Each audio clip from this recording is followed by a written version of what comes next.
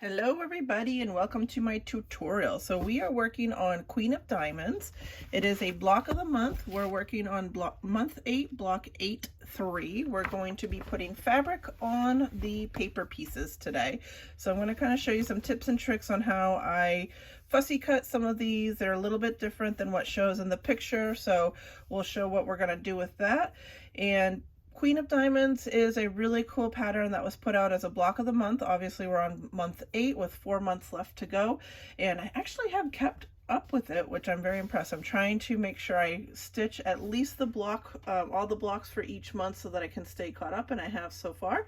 So right now we're working on month 8, which is technically January, but they do come in early, so I usually try to get them done early. I actually try to go, so they usually mail around the 15th, and I try to have my blocks done before the next shipment comes in by January 15th. We'll try to have them all stitched together. So we will be putting fabric onto the papers for this block. The first thing we need to do is make sure we have the right papers. So for this particular block, we need DAC, ACB. You do have to buy the papers from Paper Pieces. They're available on Pink Door Fabrics or any your local quilt shops or anything like that, but you do have to buy the pieces. The pattern does not come with the dimensions of these pieces. They're kind of wonky dimensions, so it would be hard to get them exactly right anyway, so I think it's better if you just buy the pieces. And when they come all labeled and everything. So there's D, we have A, B, and C. So those are all the ones we need. So I pulled all of those, and we'll just work our way through each of them and show you how we do it. All right, so our very first one is going to be our template D. We do need 2 of those. These are going to be for our elephants. So this piece was a little bit controversial this month because the way that it showed on the actual pattern is you can get the whole elephant in that piece, and unfortunately you're not actually able to do that. Once the fabric was printed, it was larger than these pieces are. So they do a digital rendering when they made that pattern. They didn't have all the fabrics printed yet, and so they just did the best that they could to try to recreate what the patterns would actually look like. And unfortunately this one did come out a little bit bigger, but that's okay. We don't mind. So we're going to make it work, and I'm going to kind of show you how I do it. So I use a light board for all of my fussy cutting. I don't use acrylic templates. I don't think I need them. It's not worth the money for me. So I just use my light board and make the pieces work. So hopefully we have some elephants on here that will work. This is going to be a little tight, but we'll try and see what we can do here. So this is the piece that we're trying to put down and have our elephant be in. So we just want to audition what that's going to look like. So I could use this guy here. Actually, that's not too bad. He'll be a little higher than I was thinking, but it does use this edge elephant, which is pretty good. And then, so I'd either have to do do I want to do them both the same? So this is kind of the decisions you got to make. So he's not going to be centered either way.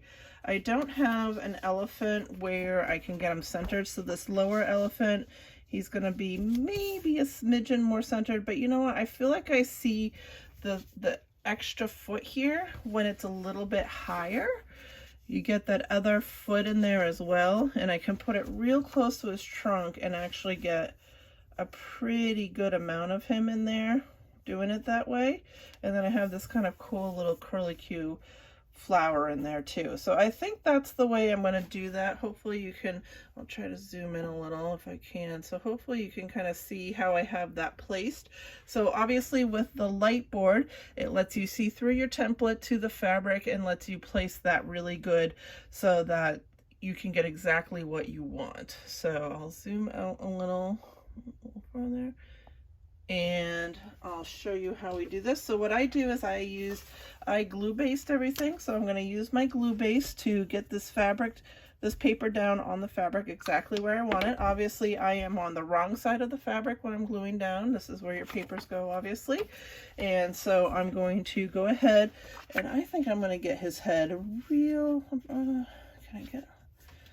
I think I'm going to cut off his tusks. That might be a little controversial, but I think I like having his foot in there, so if I cut off his tusks, I can have most of his other foot in there.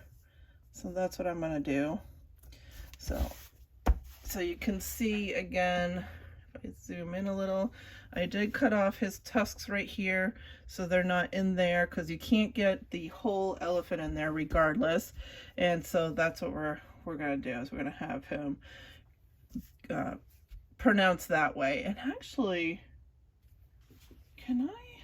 No, they're all facing those ways. Can I do one facing the other way? I can't because he's not bi-directional on this fabric. Okay, so then the other one, do I want to do one different? Do I want to do one up high or down low? Get one with the tusks in there? Do I want them really different, or do I want to do it the same? That's my question. That's my next question. And I'm not sure on that, to be honest with you. You know what? I think I'm going to do it a little different. I don't think I want them exactly the same because I can't get them exactly in the middle regardless. So what I'm doing here is I'm just trying to get rid of this fold a little bit so that it's not the end of the world to have the fold. It will get rid of it when you wrap the paper, but I just find it easier to cut if I don't have that fold there. So I just kind of finger press that fold away. So, oh, my other paper fell off. Well, this is going well. See, this is what happens. I don't take anything out on these videos when I'm doing this, so you can see my whole process. I know it might not be super interesting to everybody, but I just think sometimes you feel like you miss little bits and pieces of how people do these things when things get edited and cut too much. So again, I'm just going to replace that. I just took a little bit too long to press it down last time, so it came undone. You got to push that glue down onto the fabric pretty quick for it to stick. So I'm going to have my two elephants a little bit different. So this one is with the head nice and high. This one I'm going to do the head kind of centered and a little bit different than the other one. And so this not only makes best use of my fabric, but it also changes a little bit. So this one I'm going to get the tusk right in there, which is kind of cool. So it changes what I get on each elephant, and it also doesn't waste a lot of fabric for me. So I think that's going to look really great. So that's what we're going to do. And if I want to make sure, so what I can do is I can flip it over. And on my light board this way, you should be able to see the two types of elephants that I have. So if I zoom out a little, so I have this one where his head is up a little bit higher, and then this one that's more centered. So I could do them the same, but you know what? I think I kind of like them a little bit different. If I was gonna do them the same, I'd probably do this guy twice, I guess, because he is more centered. But I kind of like the you know, it being a little bit off, actually. So we're gonna go ahead and cut those guys out.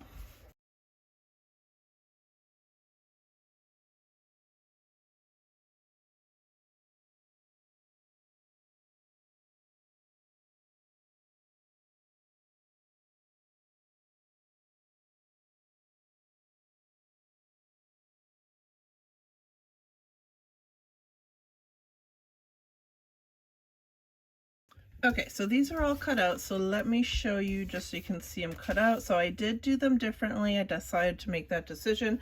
So again, play around with it, play around with your fabrics, what you have available to you, because the whole elephant is not going to fit either way. So maybe you want to put them a little wonky, different heights like I did, so that you can see other flowers in there, or you can make them the same, whatever you want to do. Make this your own, because this part is not going to match the book either way. Okay, and actually we can look and see. Let's see. I was just looking at it.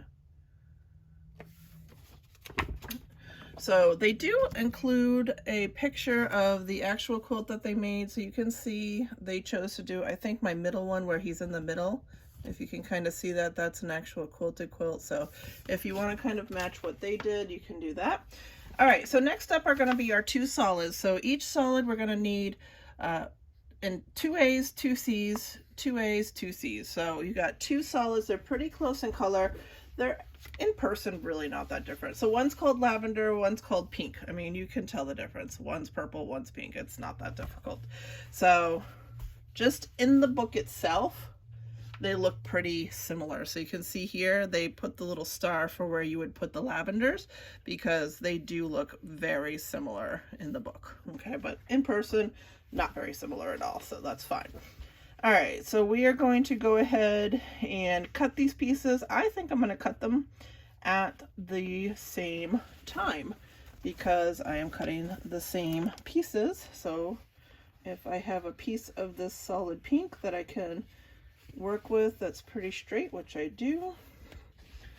So we have, so look at this. I have this solid pink from actually three different blocks. So this was the first block it was in. I cut it from there, and then I got it in two subsequent blocks. So I have two pieces I haven't even cut into yet, and I'm still working on this original piece, and it is still quite a lot of fabric on here. So make sure that you're preserving your fabrics. There's no reason not to. So use those pieces that have already been cut into to cut the new ones so that you can preserve as much fabric as possible.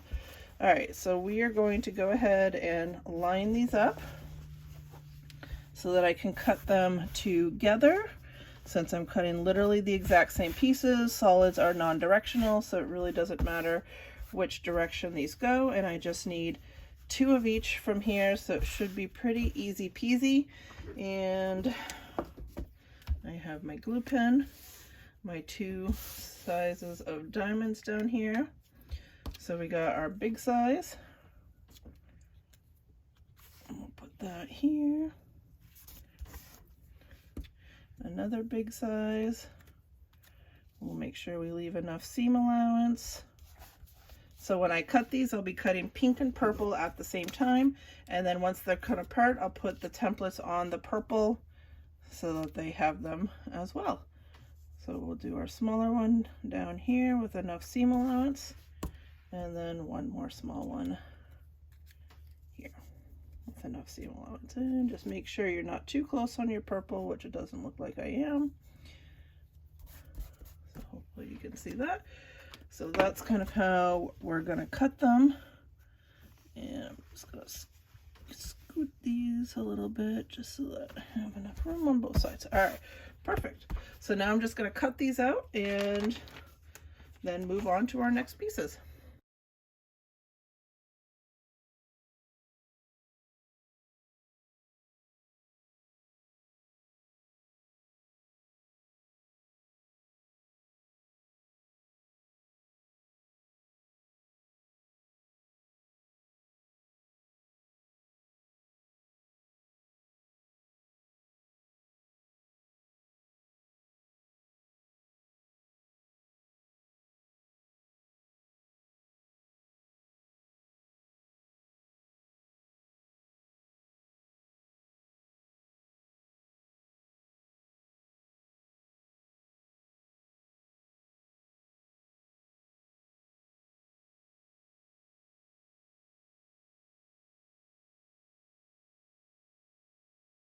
Okay, so I kind of screwed up on my video. I did not record myself cutting these or showing you how I place these stripes. So I'm just going to go over it again real quick for you. So basically you want these to land in the exact same spot on one corner so that you get this chevron design. It doesn't really have to be exactly like they have it in this picture per se, because you'll get this chevron as long as all four are exactly the same, you'll get this chevron. Okay, so what I did is I made sure that my left corner was the same. So I have my left corner as right on the edge of the brown on every single one. And you saw in the previous clip exactly how I placed them on the fabric, but I just made sure that the left corner was always on the brown and then trimmed them out, and then I had 4 pieces for that. So that's pretty easy. Sorry for that little bit of screw up. I'm still new to these tutorials. So next we're going to glue base. I glue based all my pieces. I use my Soline glue basting pen to glue baste. I find it's just easier than thread basting, gets it done quick, and we can move on with our life. So the elephants and the triangles are pretty straightforward. These do not have any tails, so there's nothing really to be thought about with these. You're just going to glue base these, basically just go around in a circle on these. With the triangles will have tails, but the tails always go, you have two tails on one side and then one more tail. It's always the same. So the way I do the triangles is I just start on one side and just try to go around in a circle the same way. Since this is a non-directional fabric, it really isn't that big a deal. You just go around in a circle on all the triangles and it'll be fine. So that's what we're going to do next. And then once we have those done, then we're going to figure out what we want to do with our tails on these, because that's going to be a little bit different since they do come together in the center here. So I want to try to figure out what I want to do with those tails. So that's where we're at.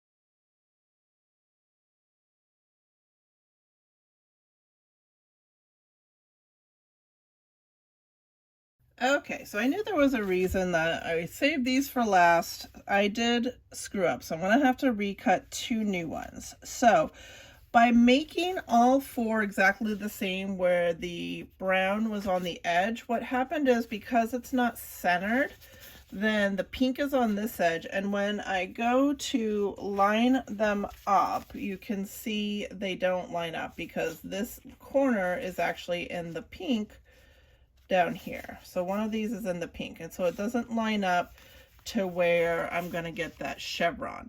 So what I need to do is take two of these and have the edge on the brown on the left, and then two of them where the edge is on the brown on the right. And I think that will solve my problem.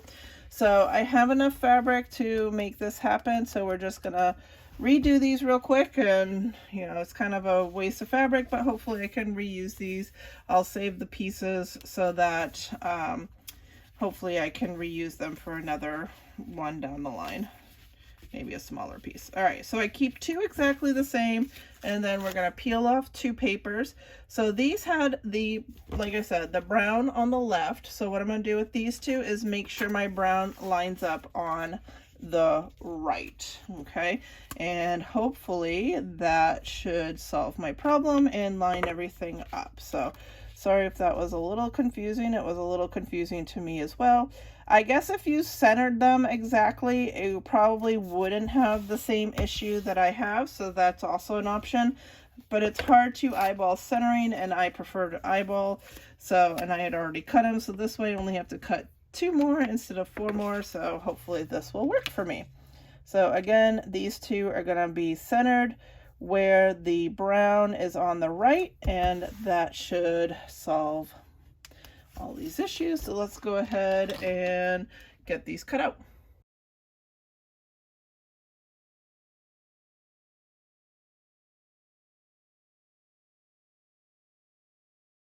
All right, so sometimes these things are trial and error, so hopefully this works. So now I have 2 where the brown is right on the edge of the left, and 2 where the brown is right on the edge of the right. So when we place these down, you want to use 1 from each to do this. They go this way, and look at that, they line up exactly. That's exactly what we want. So once we glue base them, they will be correct. So that is the trick for that.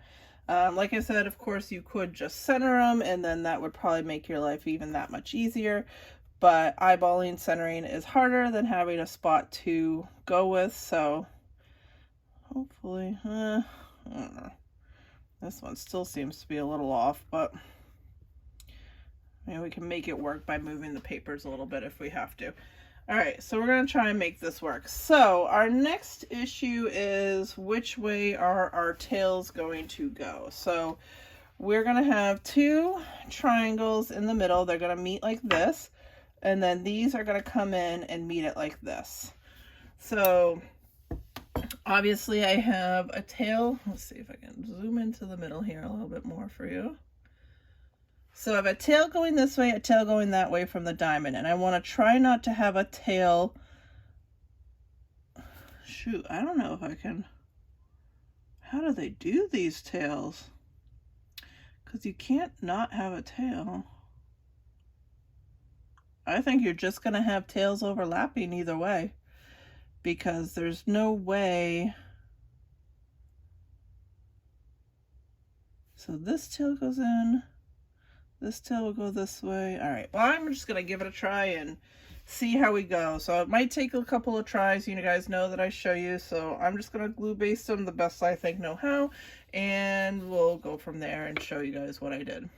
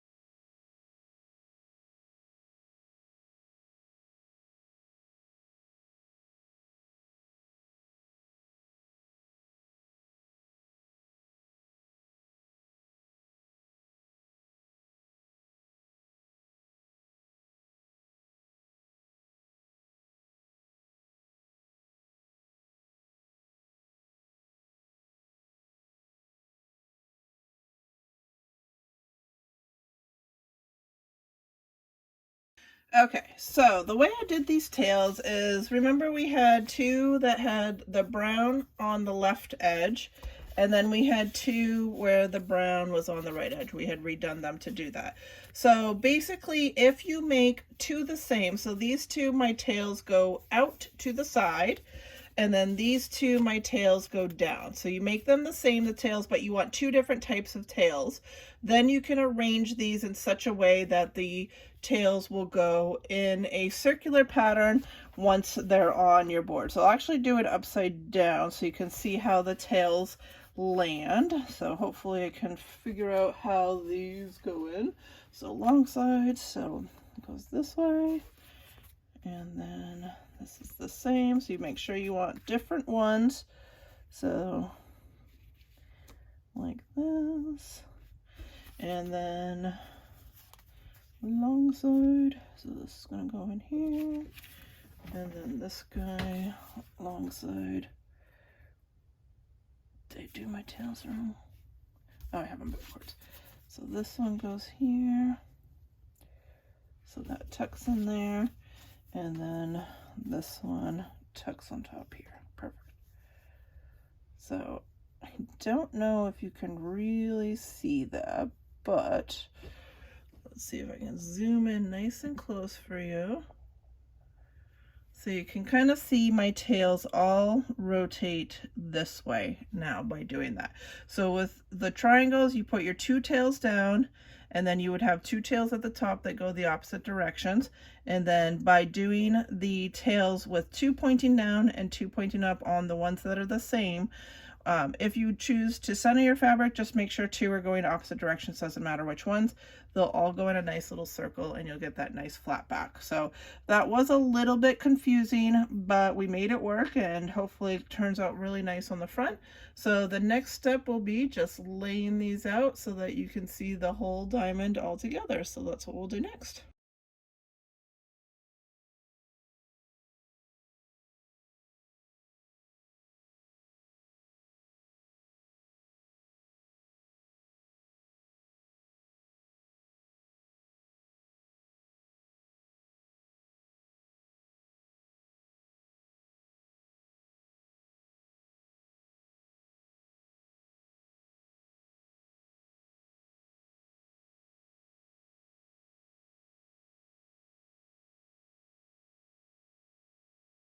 Okay, so here's the final diamond. It looks pretty good compared to the book. So we did a good job. This was a little bit harder than I thought it was going to be just because of the stripes and then trying to figure out the middle and how the uh, tabs were going to rotate and everything, but not too bad overall. I don't think my stripes are still going to line up perfectly, but you know what?